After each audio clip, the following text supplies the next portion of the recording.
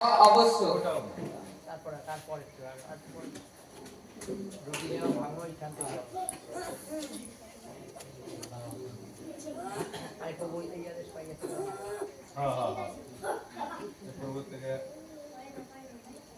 क्योंकि ये बात हालेलुया 23 বলছি হালেলুয়া। কারণ আমি প্রভু হইতে এই শিক্ষা পাইয়াছি এবং তোমাদিগকে সমর্পণ করিয়াছি যে প্রভু যিশু যে রাত্রিতে সমর্পিত হন সেই রাত্রিতে তিনি রুটি লইলেন এবং ধন্যবাদ পূর্বক ভাঙিলেন। হালেলুয়া। পৌলুসের কাছে আদেশ এসেছিল যে রুটিকে নেবে আর ভাঙবে, মানে ছেড়বে। হালেলুয়া। আজকেও আপনাদের সামনে এই রুটিটাকে ছেঁড়া হচ্ছে আর এই ছেঁড়ার পরে সবাইকে এক এক টুকরো করে দেওয়া হবে। হালেলুয়া।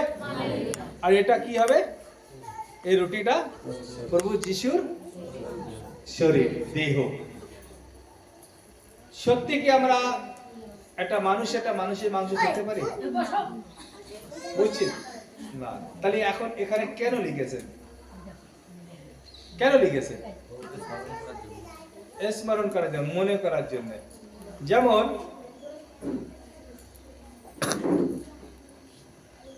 আমরা যখন কোনো কাজ করি, হালেলুয়া, তখন আমরা মনে করি, আগে থাকতে প্ল্যান করি না, আর তারপরে সেই কাজটাকে করি। তো আজকে প্রভু যিশু বলছেন যে এটা আমার দেহ, এটা আমার দেহ। যদি আমরা বাইবেলের যোহন অধ্যায়ের 1 অধ্যায় দেখি, ওখানে লিখছে আদিতে বাক্য ছিল আর বাক্য পরমেশ্বর ছিল। হালেলুয়া। তো যেমন ইয়োনা 1:14 লিখছে বাক্য দেহের রূপ ধারণ করলো। হালেলুয়া। তো এটা কি? এটা রুটি। এটা কি? রুটি, তাই তো? এটা কি? রুটি। এটা যদি বলি গম হবে না? আচ্ছা, এবার গমটাকে যদি বলি এটা গাছ, গমটাকে বললে হবে না? এটা গাছ। গমের গাছেই গম ধরে, গম ভাঙালে রুটি হয়, তাই তো? তেমনি পরমেশ্বর বলছেন, প্রভু যিশু বলছেন আমি আদিতে কি ছিলাম? গাছ ছিলাম, তারপরে গম ধরে আসলাম, তারপরে রুটি হয়ে গেলাম। হালেলুয়া। পিতা, পুত্র, পবিত্র আত্মা। তো আসলে কিন্তু আমরা সেই পবিত্র আত্মাকে গ্রহণ করছি। Hallelujah, hallelujah, hallelujah. তারপরে ইহা তোমরা আমার জন্য করিও, আমার শরণার্থী ইহা করিও। সেই প্রকারে তিনি ভোজনের পর পানপাত্র লইয়া কহিলেন, এই পানপাত্র আমার রক্তের নতুন নিয়ম। তোমরা যতবার পান করিবে আমার শরণার্থে ইহা করিও। হালেলুয়া। এটা পানপাত্র, এটা দ্রাক্ষারসের বিষয়। এটা আর দ্রাক্ষারস নিয়ে প্রভু যিশু বললেন এটা আমার রক্ত। আর তোমরা রুটি খাওয়ার পরে এই রক্ত পান করিবে, তারপরে তোমরা পবিত্র হবে, শুদ্ধ হবে, উদ্ধার পাবে, জীবন পাবে। হালেলুয়া। সত্যিকার মানুষের রক্ত খেতে বলতে পারে কেউ? বলতে পারে না। আর ওটাও সম্ভব নয়। একটা মানুষের মরে গেলেও তাকে খাওয়া যায় না, জীবিত থাকলেও তার খাওয়া যায় না। কিন্তু এখানে বাক্যটাকে যদি আমরা অধিকভাবে গুরুতরভাবে বিশ্লেষণ করি, তো আমরা জানতে পারবো কি, যে দ্রাক্ষারস প্রভু যিশু এখানে বলছেন এটা আমার দেহের রক্ত, এটাকে তোমাকে পবিত্র করবে। যেমন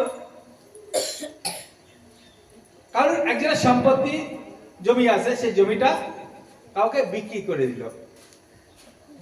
যখন বিক্রি করে কোর্টে কি করে, তার নাম লেখে, এই যে আজকের থেকে এই জমিটা ইনার হয়ে গেল, হয়ে গিয়ে স্ট্যাম্প মেরে দেয়। হালেলুয়া। যখন রবার স্ট্যাম্প মেরে দেয় তখন তার আর জমি থাকে না, কারণ তার বদলে পয়সা দিয়েছে। হালেলুয়া। ওই পেপার যে স্ট্যাম্প মারা, সে স্টাম্পের কিম্মত, বাকি কিছু না।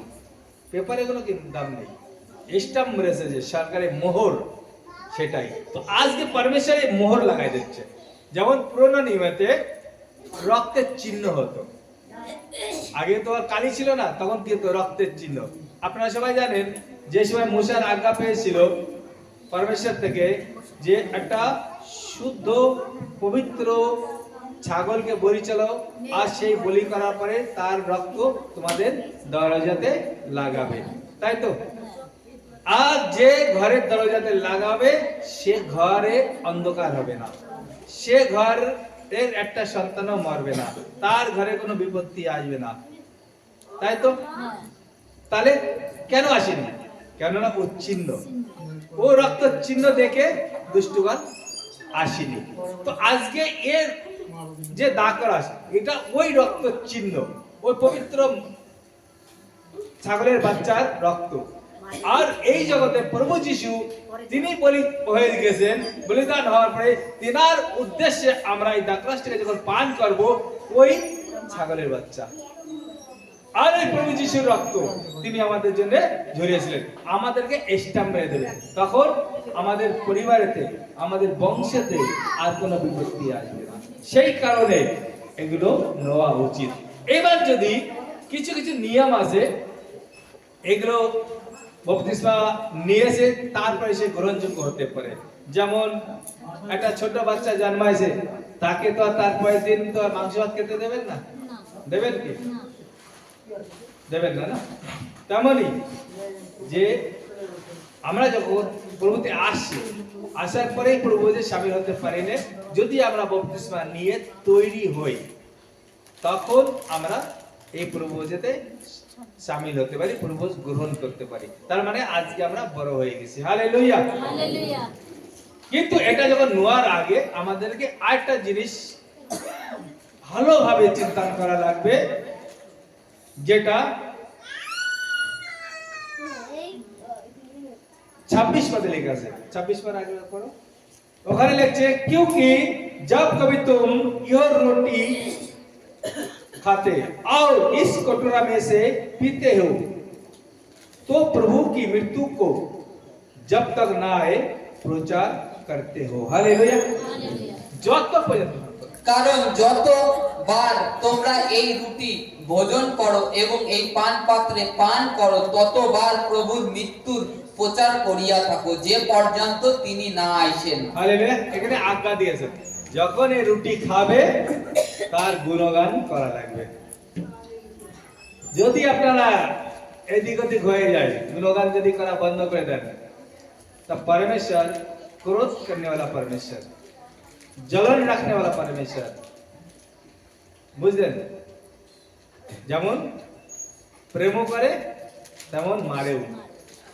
যেমন আজকে ঈশ্বর আমাদেরকে সব ভালো জিনিস দেওয়ার জন্য তো ডেকে এনেছেন, এবার যদি তার আজ্ঞা যদি না মানি, সে আমাদেরকে ভালোবাসবে?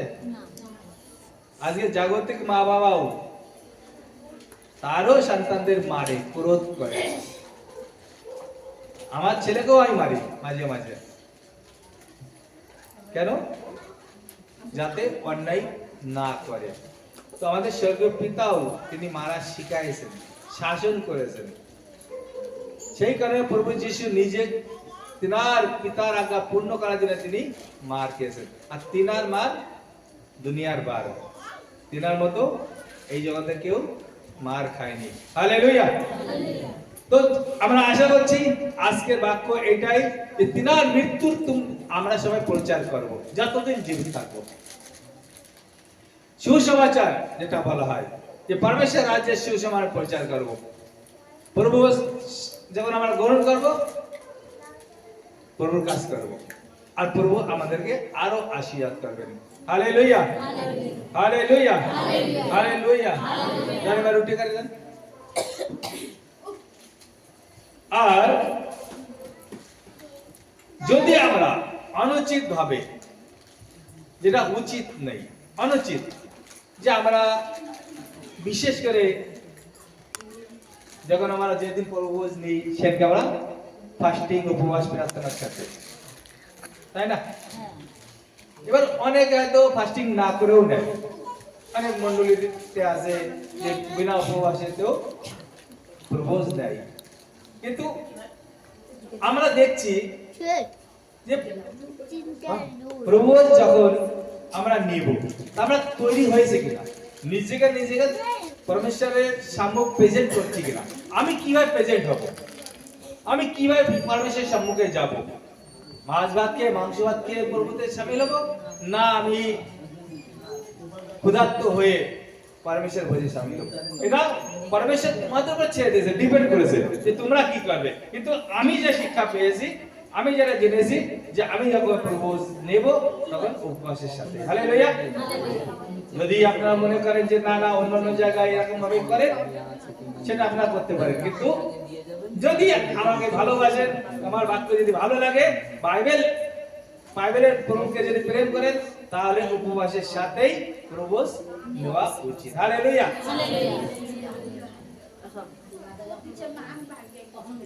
আর বলছে प्रभु की देह और लहू का अभिन्न होना चाहिए, क्योंकि इसलिए मनुष्य अपने आप को जांच ले और इस रीति से इस रोटी में से खाए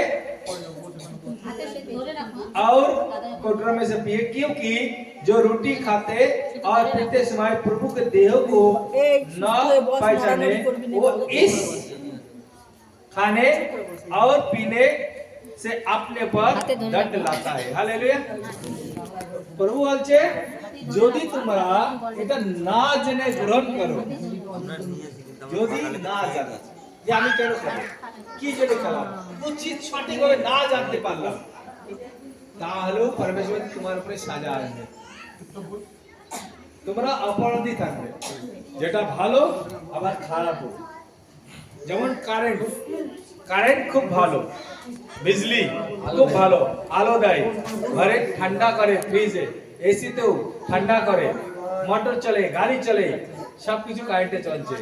কিন্তু ওই কারেন্ট যদি আমাদের শরীরে লেগে যায়, শর্ট মারে, তাহলে কি হবে, জীবনও চলে যাবে, মারা যাবো। হালেলুয়া।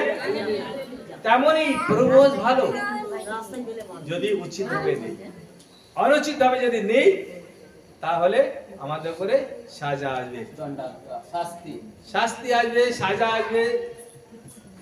কেননা পরমেশ্বর सब जगह में सिस्टम রেখেছে, भय डर होना चाहिए। एक बच्चा अपने स्कूल टीचर से नहीं डरेगा, वो बच्चा कभी अच्छा से सीख नहीं पाएगा। अपने माँ बाप से बच्चा नहीं डरेगा, वो माँ बाप कैसे होगा, वो बेटा कैसे होगा, बच्चा कैसे होगा, वो बेटा बेटी कैसे होगा, अच्छे नहीं होगा। हालेलुया। डर होना चाहिए। तो आज वही वजह परमेश्वर कहते हैं कि तुम्हारा अंदर वो डर होना चाहिए, जो मैं प्रभु में शामिल हो रहा हूँ, मैं अपने को तैयार किया क्या नहीं, अपने को तैयार करने का, कि कोई आपको सजा के नहीं जाएगा। हमारा काम है बोलना, मैं बोल दूंगा, तैयार आपको होना है। पहली बात तो एक नंबर, जिस दिन प्रभु में शामिल होंगे, फास्टिंग प्रार्थना के साथ रहेंगे, प्रभु के वचनों को मानेंगे, उस दिन पहले भी हमारे पाप, हम सारी गुनाह से हम माफी मांगेंगे, अब पाप को कम कर देंगे। पाप करना, झगड़ा करना, किसी से भी, पति से, पत्नी से, बच्चे से, आजू बाजू वाले से, शत्रु से, सबसे हम जो झगड़ा करते हैं, बुरा बोलते हैं, बुरा सोचते हैं, वो सबको आपको बंद करना है। हालेलुया। खाली एक दिन के लिए नहीं, हमेशा के लिए, क्योंकि प्रभु यीशु मसीह हमारे लिए हमेशा के लिए एक बार मर गए। हालेलुया। और एक बार वो जी उठा और मरने का नहीं। तो प्रभु यीशु আপনাদের জন্য যে মারা গিয়েছে আর আপনাদেরকে বাঁচায়ে তিনি আবার স্বর্গেতে গিয়েছেন, আবার আসবেন আপনাদের নিয়ে যাওয়ার জন্য। তো বলছেন তৈরি থাকো। হালেলুয়া। আপনারা তৈরি আছেন? হালেলুয়া। নিয়েছেন ডাক্তার সারিয়ে? এটা গান